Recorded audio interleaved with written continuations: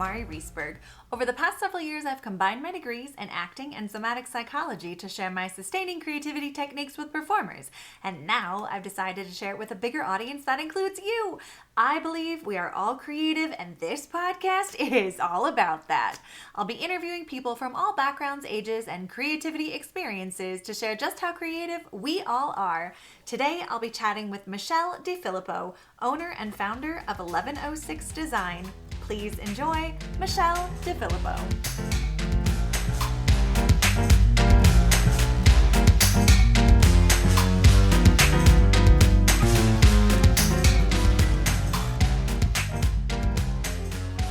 Welcome to the Sustaining Creativity Podcast. Today, I'm here with Michele DeFilippo, owner and founder of 1106 Design. Welcome to the podcast. Thank you so much, Mary. It's a pleasure to be here, and I hope it can be of service to your listeners.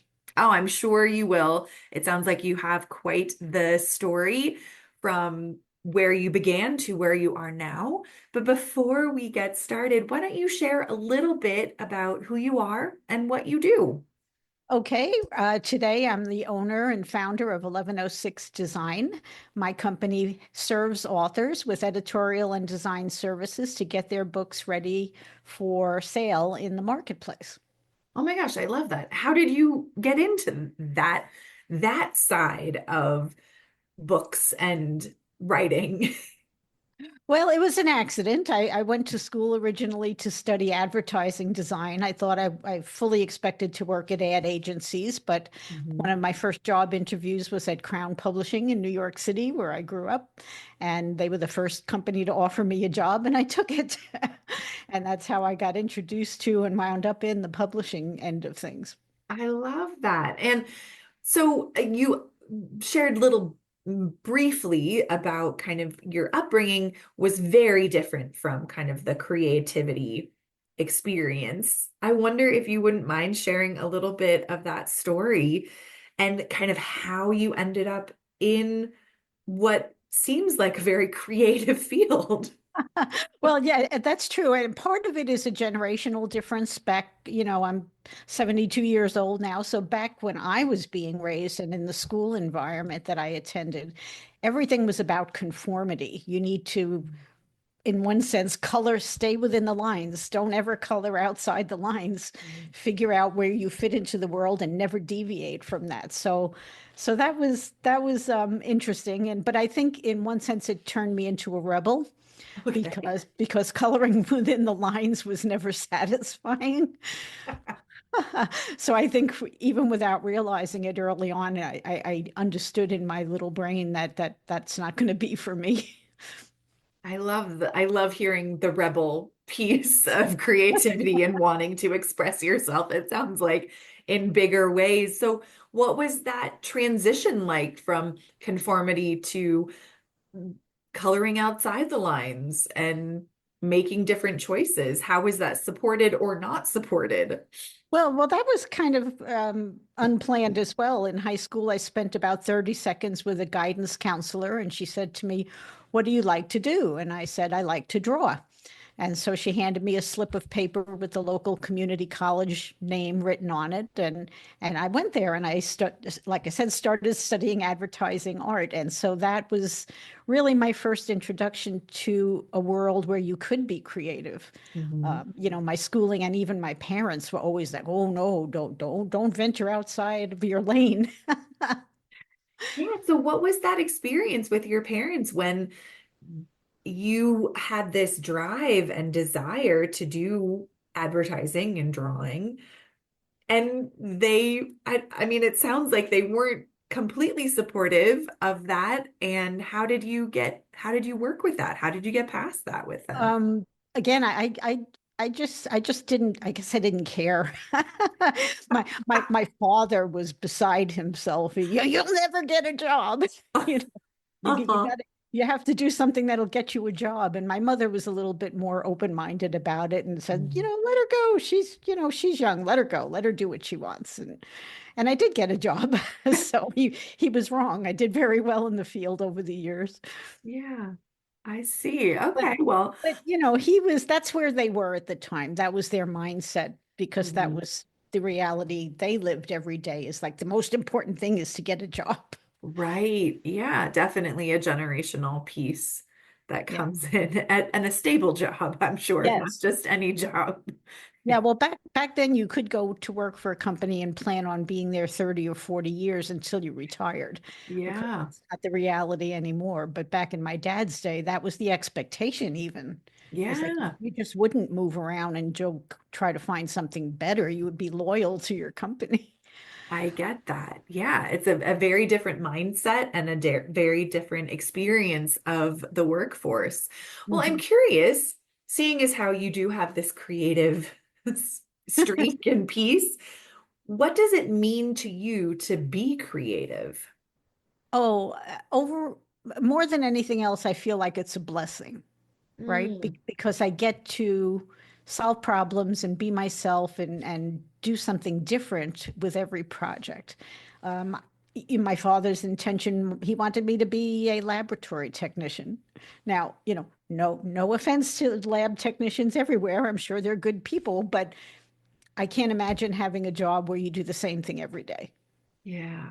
And so the creative field is that you can do something different every day. You can follow your bliss and just experiment and knowing that the experiment may not work out, but at least you get to do it. Sure. Yeah. And so after working in, it sounds like the publishing field, when did you transition to your own company and working more on the front end, helping authors prepare their books? Well, like I said, I grew up in New York City, and my husband and I at the time got the bright idea to move to Phoenix, Arizona. We made the erroneous assumption that it would be as easy to find a job in Phoenix as it was in New York, and that didn't turn out to be the case. So I was making minimum wage for about 5 or 7 years, and I just decided that that's crazy. I can't do this much longer. And I happened to be sitting in my typesetter's office. Now, back in the day, typesetting was a whole separate part of the business. Hmm. Um, you had to go buy typesetting and then come home and paste it up into pages in order to make books or Yeah. ads or anything else. It's hard to imagine now. But I just happened to ask my typesetter, and now I was making about $4 an hour at the time. So I asked my typesetter, well, what do you charge per hour? And she said $50 an hour. And like my brain blew up. I ran home to my husband and I said, I can do this. We can do this. Let's look into it. And I opened a typesetting business of my own. Oh my goodness. Yeah. I mean, the entrepreneurial drive it sounds like was quite a spark for you to expand what you were doing and how you were doing it. I don't know if I gave the word entrepreneurial any thought at all. It was all just like, we can make more money doing this. I didn't know the first thing about owning a business. Hmm. So it was really, really dumb if you think of it from that point of view. Either that or incredibly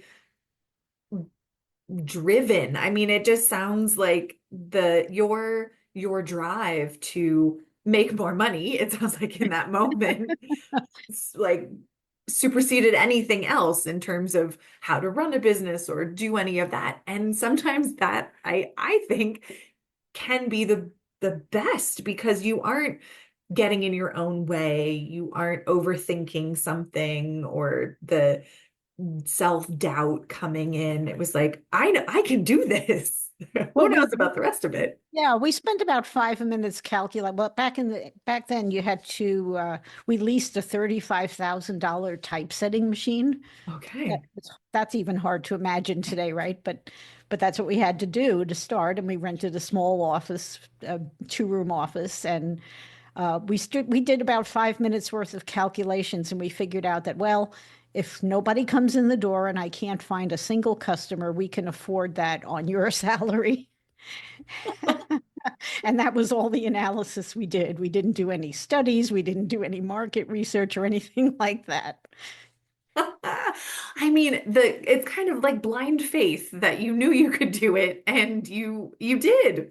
I think it was desperation. What did we have to lose? Go back to earning minimum wage? Fair. Yeah. Totally fair. Well, it sounds like in this world of kind of helping authors prepare their books for publishing, I imagine you run into challenges Sure. with how I'm guessing how someone wants something to look and whether or not that can actually happen, or how your expertise is received. How do you navigate some of the more creative challenges in your field? I try, and we try, everybody on my team, we try to stay focused on the goal. Mm, What do we want this edited manuscript to accomplish? What do we want this cover design and interior design to accomplish? Who's the audience? And so we gently bring the author, sometimes we have to bring the author back to that realization, because it's no criticism of them. They start thinking about what they like. And mhm. I just always have to remind them that it's only partially about what you like. I know you wrote the book, and the inside of the book is all about you, but the exterior of the book really is about attracting your buyer. So please try to stay focused on that. That makes a lot of sense. What what do you all do when authors struggle with that? What are the kind of skills? I know you said keeping in mind the goal that you both have of getting the book to the public, but for people who get really set in wanting it to look a certain way because that's their aesthetic, what are some of those maybe backdoor tools and tips that you have?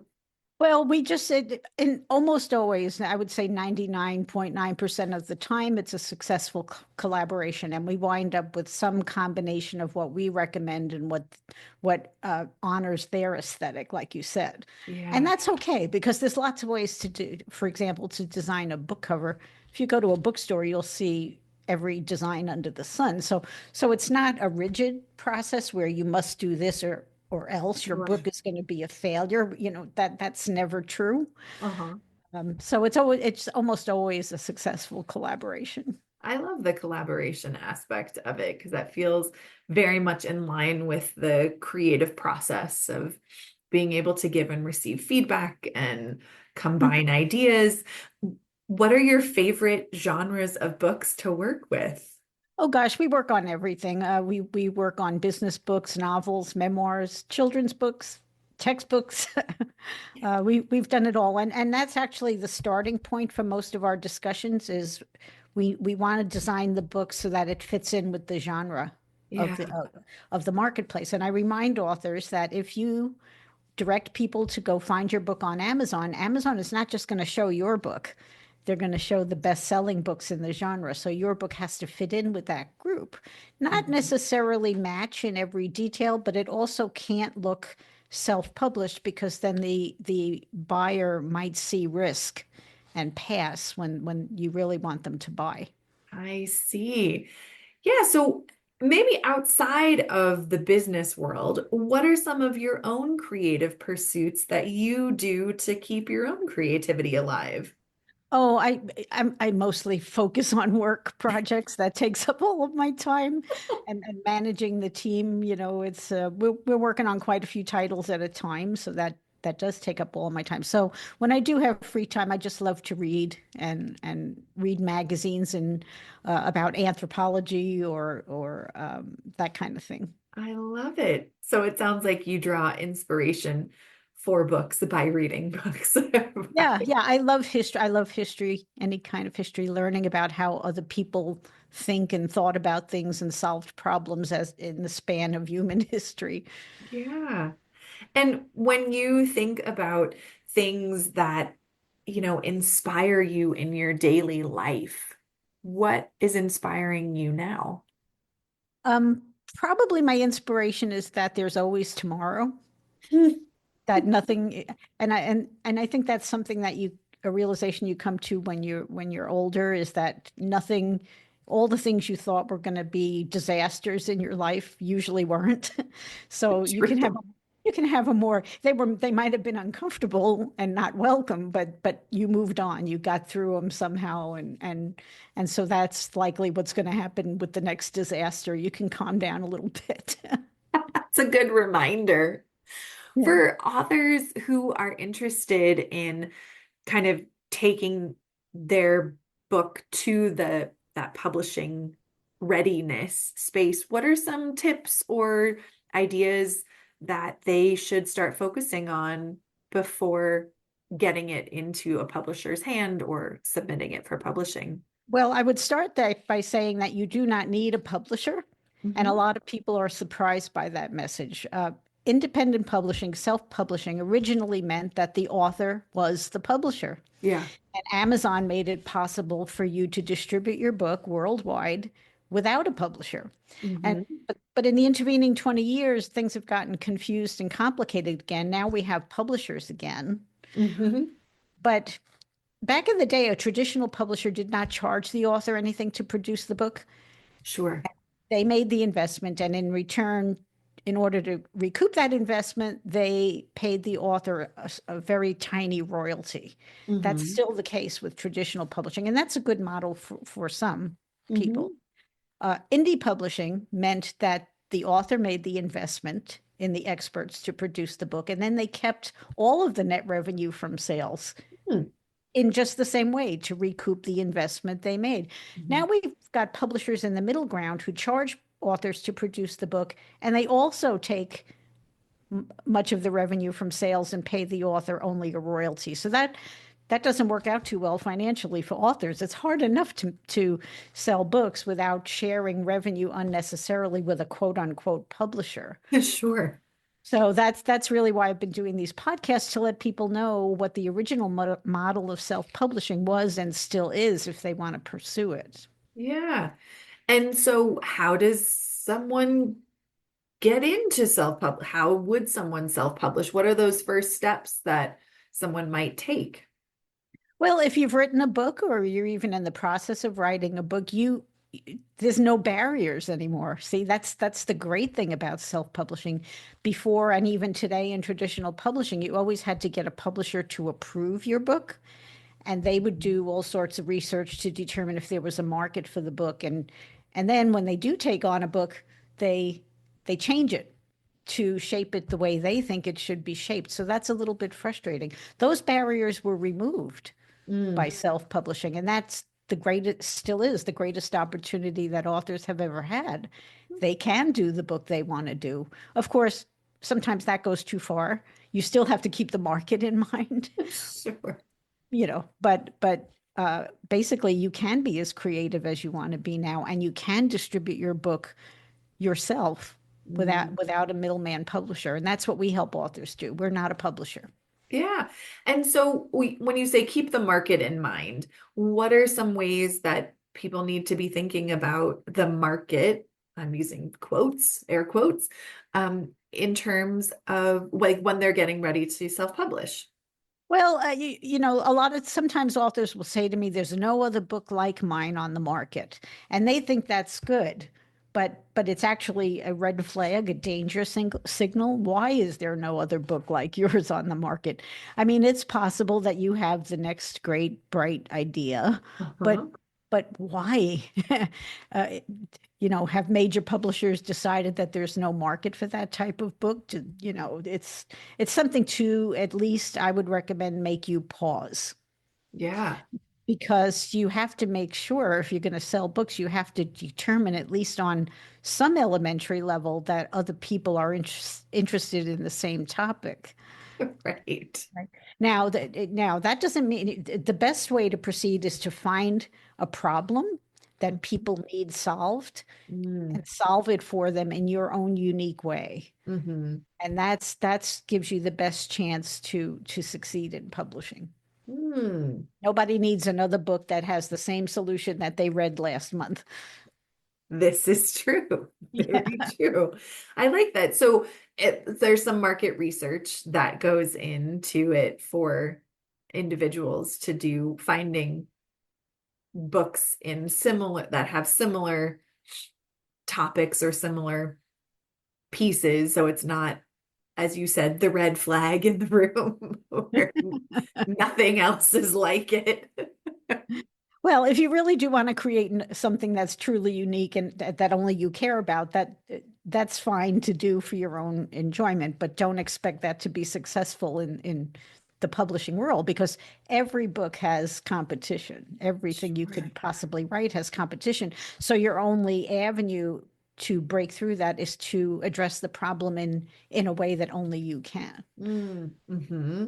I like that.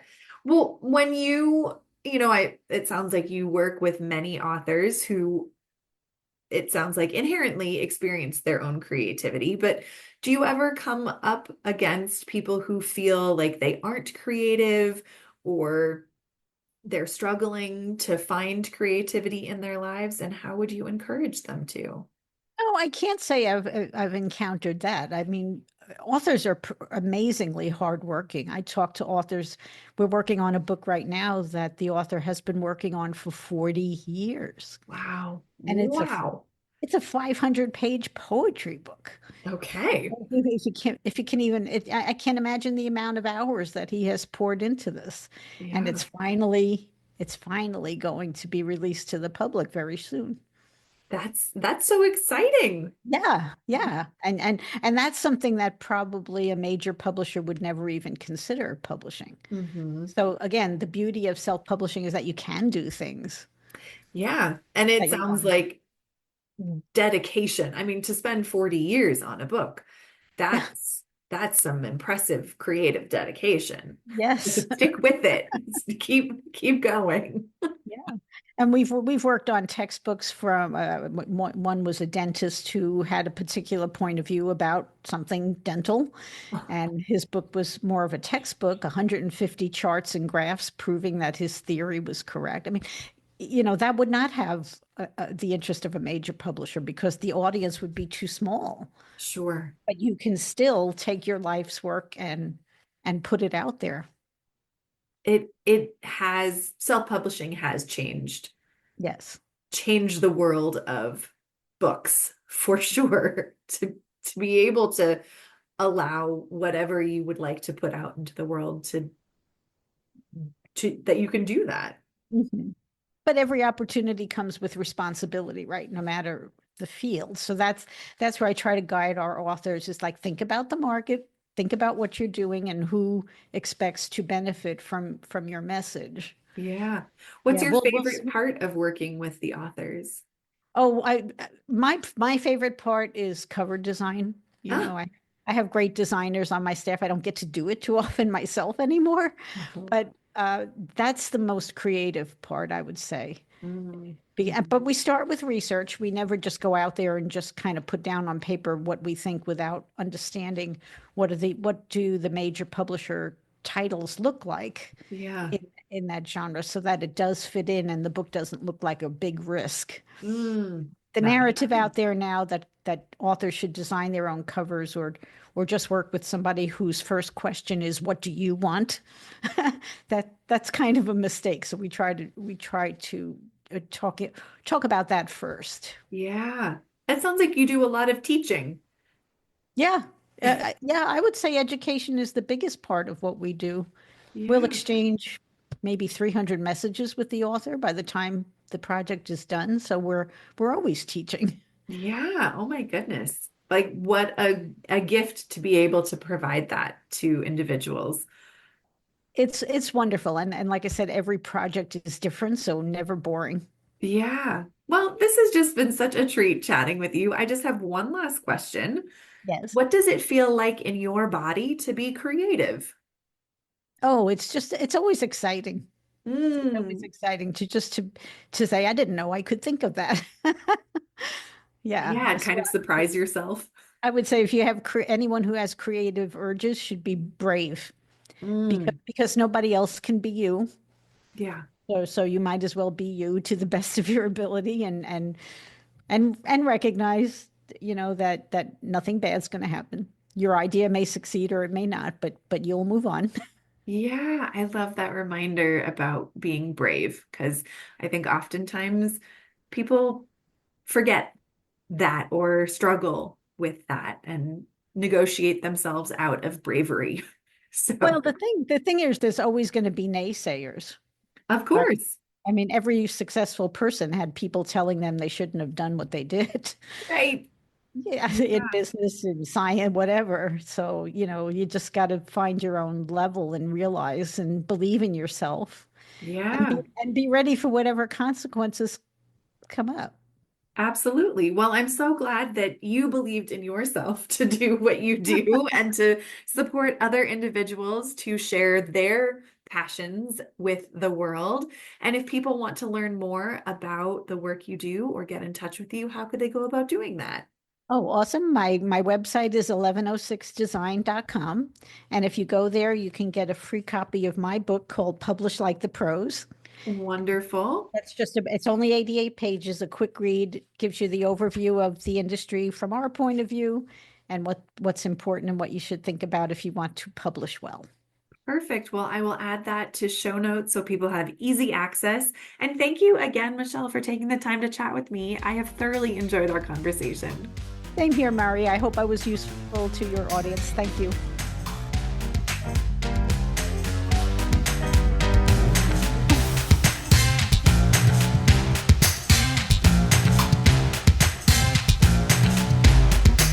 Thanks for listening to the Sustaining Creativity Podcast. We'd love to keep in touch, so follow us on Facebook and Instagram. We are at Sustaining Creativity.